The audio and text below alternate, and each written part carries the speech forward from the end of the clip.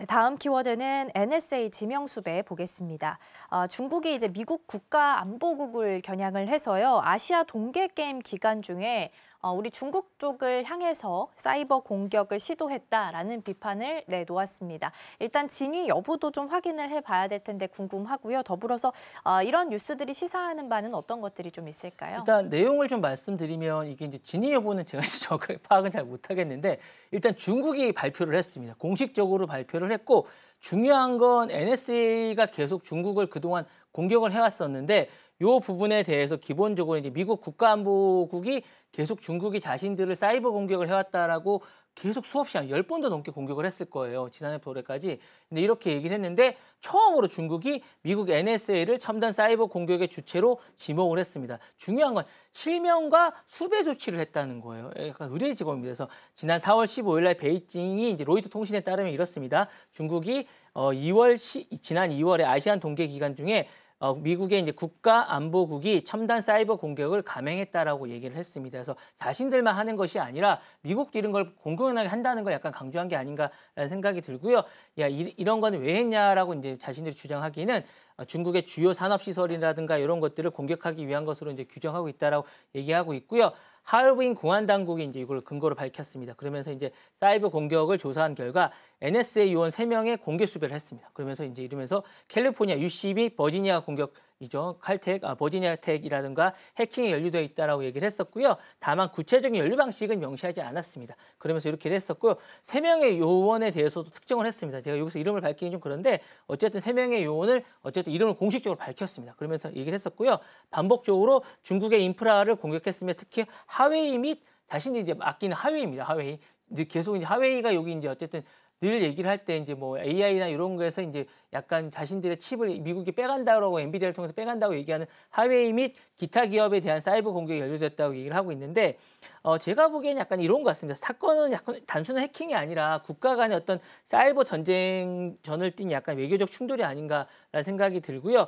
중국의 조치는 약간 NSA 요인의 실명과 수배를 이룸으로써 미 대학 간이 연루돼 있다는 의혹을 제기함으로써 약간 미국의 말에 신뢰도를 떨어뜨리고자 하는 약간 의도가 좀 있는 것 같습니다. 그러면서 이제 미중 간의 어떤 사이버 전쟁 갈등을 일으키면서 외교라든가 정보의 기술 패권으로 심화되고 있는 게 아닌가라는 생각이 듭니다. 이런 식으로 얘기를 하면서 이제 사이버 공간이 단순히 뭐 이런 것이 뭐 당수나 어떤 여러 가지 뭐 약간 이런 단수나 여러 그런 게 아니라 지정학적으로 제5의 전장이 되고 있는 게 아닌가라는 생각이 들면서 예전에 육해, 공군, 우주가 이제 중심이 되었다면 사이버 공간이 또 다른 어떤 전쟁이 되는 게 아닌가라는 생각이 들면서 또는 생각이 되고 또 중국이 그동안 계속 공격자의 어떤 그런 느낌이었다면 이번에 어쨌든 피해자 프레임으로 하려는 게 아닌가라는 생각이 듭니다. 그래서 우리가 먼저 당하고 있다는 서사를 만들면서 공격을 하는 게 아닌가라는 생각이 들고요. 사실은 이제 계속 기술 패권에서 이제 어떤 충돌이 있는데 사이버 안보로 재편하면서 약간 이런 것들을 약간 시선을 돌리려고 하는 게 아닌가라는 생각도 좀 있습니다. 이런 것들을 다 있는 게 아닌가라는 생각이 듭니다. 네. 네, 중국 입장에서는 미국을 공개적으로 좀 딱 지목해서 비판을 한 사건으로 볼 수 있을 것 같고요. 미국에 대한 이중 잣대와 위선을 비판한 시각들도 제기가 되고 있습니다. 그러면 사이버 개입에 대해서 경고를 확산하는 계기로 활용할 수도 있을 것 같은데요. 향후에 미중 디지털 정보전 이렇게 본다면 어떻게 전개가 좀 될까요? 이게 이제 여러 가지로 변화될 것 같아요. 그러니까 글로벌로 이제 디지털 블록화가 본격화되지 않을까라는 생각이 드는데 미국 중심으로 이제 나토라든가 한국이라든가 EU 등이 사이버 동맹을 맺으면서 이제 할 것 같고 중국 중심으로는 러시아라든가 이란이라든가 이런 거기에 이제 그러니까 미국이 약간 이제 지금 제재를 AI 관련해서 제재를 가하는 국가들이 또 동맹이 되지 않을까라는 생각이 또 듭니다. 그래서 이렇게 이제 서로가 블록화가 될 것 같고요. AI 전쟁의 어쨌든 그런 전초전이 아닌가라는 생각이 들어요. 지금 이게 이제 그러니까 알고리즘이 상당히 중요하잖아요. 알고리즘이 데이터 및 훈련에 대한 주도권 경쟁이 본격적으로 된 게 아닌가라는 생각이 듭니다.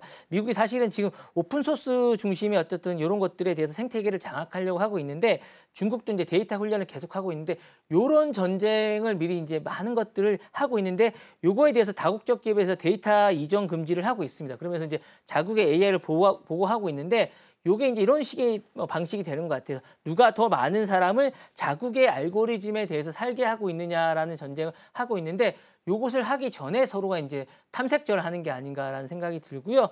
사이버 공격과 이제 반격의 경계가 좀 모호해지는 듯한 생각이 들면서 제도화된 디지털 교전이 계속되고 있는 듯한 생각이 들고요. 결과적으로 사이버 공격이 되면서 정보 조작이 되고 그다음에 외교 프레이밍이 되면서 내정 간섭이 프레이밍이 될 게 아닌가라는 생각이 드는 이런 식으로 번져나가지 않을까라는 생각이 들고요.